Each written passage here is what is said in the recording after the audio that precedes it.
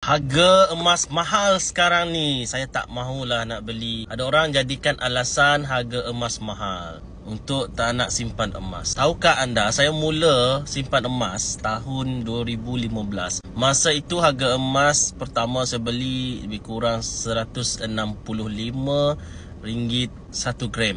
Dan masa itu pun orang kata mahal. Sama saja masa Tok sebelah isteri saya kata harganya lebih kurang RM25 1 gram. Dia kata apa? Pun orang kata mahal masa itu. Dan pada hari ini harga emas dah pernah cecah RM533 1 gram.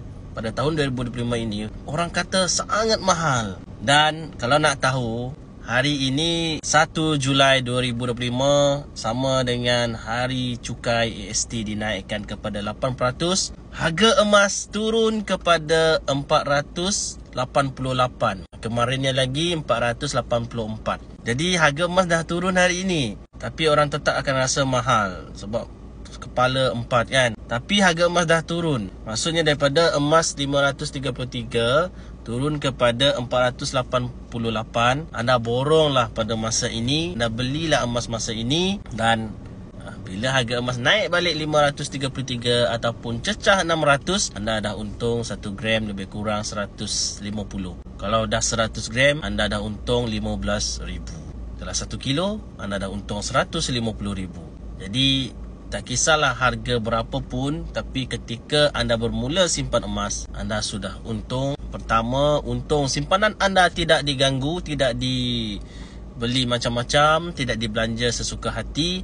Yang kedua, nilai emas anda akan meningkat dalam jangka masa panjang. Dan ketiga, simpanan emas anda akan selamat daripada kegawatan ekonomi dan kejatuhan nilai wang. Kalau anda nak mula simpan emas serendah 100, itu tak mahal kan? Boleh mula di akaun emas gap sahaja. Mudah saja, simpan emas 100, dapat gram emas. Bila cukup 100 gram, keluarlah dalam seketul 100 gram dan simpan sendiri. Beli emas, dapat emas dengan Public Gold. Dan bersama saya, jangan lupa follow, komen, save video ini dan share kepada rakan-rakan yang lain.